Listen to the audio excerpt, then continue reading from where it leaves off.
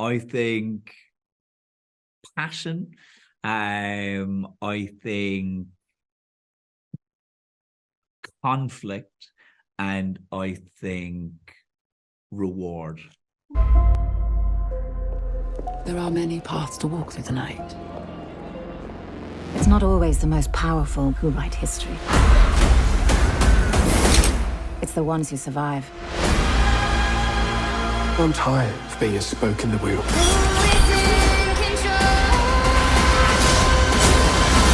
You're not a spoke, boy. You are the water that turns the wheel itself. So, newbies, initiations, did they do anything? Yeah, it's a bit like the Bullington Club, and we all had to go and be waterboarded. The initiation wise, we're just fierce lucky to be stepping into something where people absolutely knew each other, and they kind of got very close on season one, but there was no sense of there was nothing but like a welcoming energy, and that we got stuck into getting to know those that had been in season one, and they were incredibly caring and welcoming, and give us the advice and the tricks to stepping into something as gigantic as this. So did Ceara tell the truth? Because they told me at the premiere during season one that Rosamund invites everyone around for dinner. It's true. You got there, yes. The day before the table read, I think it was, I went round for dinner at Rosamund's with Maddie and Zoe, and I was so nervous. And because I hadn't really had chance to meet anyone properly other than Maddie. So yeah, it was kind of like, I guess for me that was my initiation, but obviously it was very, very lovely, and it was nothing to be worried about whatsoever. And it was actually so amazing because I'd already met most people before the first table read. So, but Rosamund is an amazing cook. I'll let it be known. Is she? Let it be known. What did she make for you? What did you have? I can't quite remember. I mean, I'm quite a boring guest because I don't eat meat and I don't eat dairy.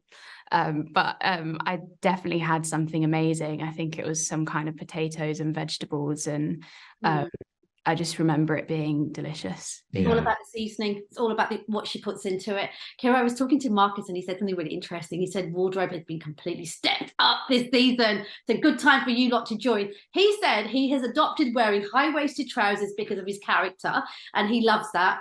I'm wondering for you, both of you, the first time you're in costume and you look in the mirror, what are you thinking? So, one thing I always get is when I kind of like talk about being Elayne and being this like the daughter heir of Andor and essentially being the princess, everyone's like, wow, like you must get the most amazing costumes.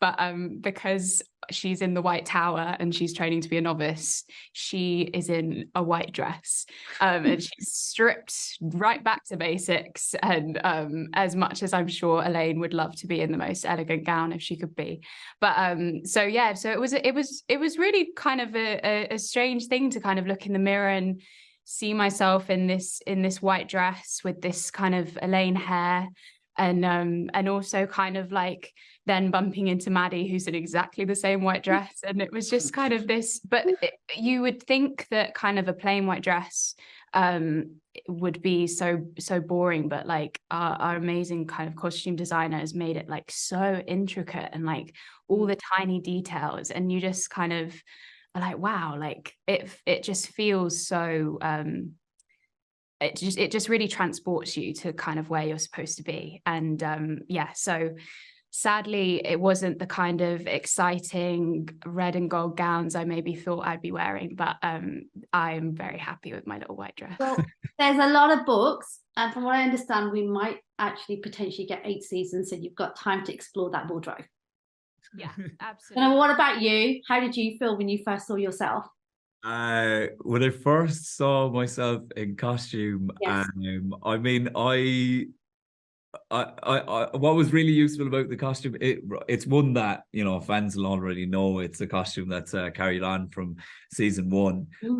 And like there's the brilliant thing about the costume team as well is that they like understand how when you put something on, how you interact with it, how it makes you feel. And every day for season 2, I felt like I was wearing a carpet, like an absolute like Moroccan rug of a jacket.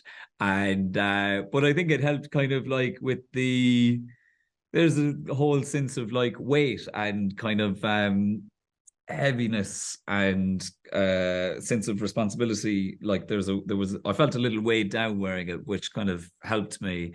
And then I got absolutely spoiled for season 3. I know, like that costume wise, I know that's talking like many years into the future, but I go to work now and I absolutely love what I'm wearing. So look, you got that to look forward to. Okay, that's exciting. 2 of you, has somebody sat you down and given you the spoiler chat?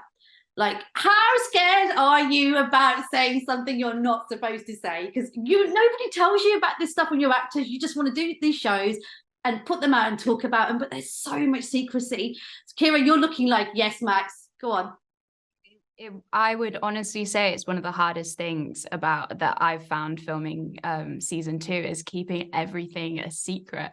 You just kind of want to talk about it, and it's so nice now, even like still with a slight veil of secrecy, but to be able to actually talk about our characters and their journeys, like it's so refreshing because it's been so hard. You're involved in such an epic series and you're just like, I really want to tell everyone why I didn't work today, but I can't. Obviously you're standing into a character that was played by somebody else.